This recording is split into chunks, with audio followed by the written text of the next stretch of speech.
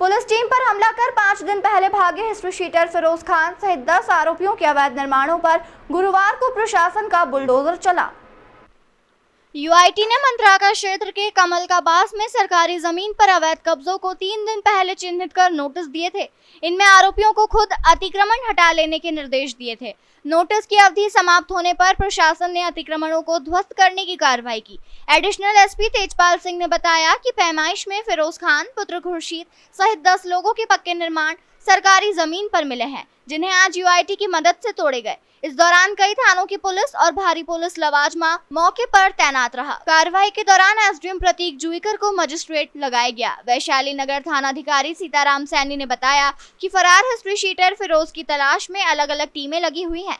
जल्द ही आरोपी पुलिस की गिरफ्त में होगा। यूपी की तर्ज पर अलवर में भी आज पीला पंजा चला। इस दौरान कार्रवाई के magistrate SDM Prateek Juikar, additional SP Tejpal Singh, UIT के ईआरओ अनिल शर्मा, तहसीलदार अंजू कुमारी, पुलिस अधीक्षक डॉक्टर पूनम पटवारी, अमित नरूका, अधिशासी अभियंता संभव अवस्थी, सहायक अभियंता बहादुर सिंह, कनिष्ठ अभियंता वैलत राम सहित कई थानों की पुलिस और लाइनों का जाब्ता तैनात रहा। अलवर से चंद्रमोहन गुप्ता की रिपोर्ट। यूआईटी ने जो सर्वे किया गया, वहाँ पे जो यूआईटी की जमीन थी, सरकारी जमीन थी, जिसके ऊपर अतिक्रमण पाया गया, लगभग 10 घरों का अतिक्रमण पाया गया, उसको चिन्हित किया गया। विधि पूर्वक सभी को नोटिस जारी किए गए। उसके बाद दोबारा नोटिस जारी किए गए कि स्वयं ये अपना अतिक्रमण हटाए। उसके बाद लोगों ने वहाँ का सामान भी हटा लिया।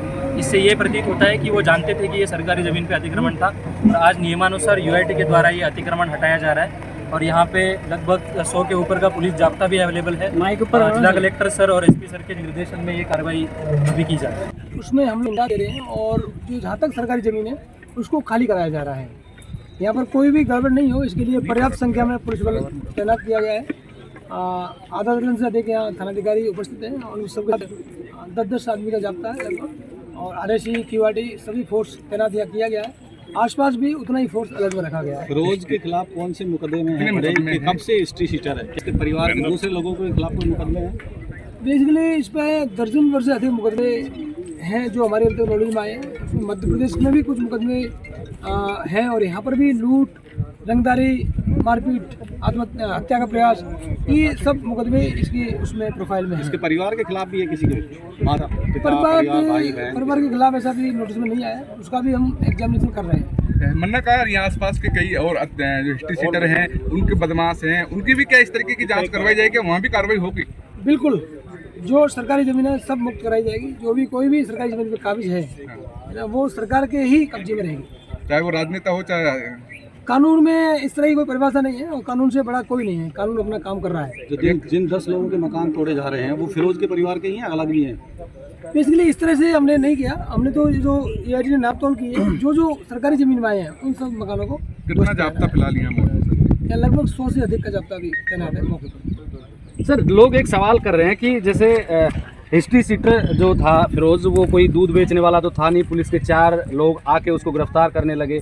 उस समय अगर उसको पुलिस का जाब्ता जिस तरीके से आज आया उस तरीके से आता तो कार्रवाई ठीक होती, वो फरार भी नहीं होता। आपका कहना गलत है। उस समय लगभग 20 पुलिसकर्मी आए थे, क्योंकि आप समझ सकते हो जब महिलाएं बीच में आ जाती हैं तो महिलाओं को पुलिस बल मतलब उस तरह से हैंडल नहीं कर सकता जैसे आदमी को कर सकता है। उस महिलाओं को बीच में डाल करके वो भागने में सफल रहा। 5 दिन हो गए सर फिरोज अब तक। वो तो कोई इशू नहीं है, कितना भी दिन हो जाए अल्टीमेटली कानूनी गिरफ्तार आना पड़ेगा और न्याय की मतलब देर तक उसको पहुंचाएंगे।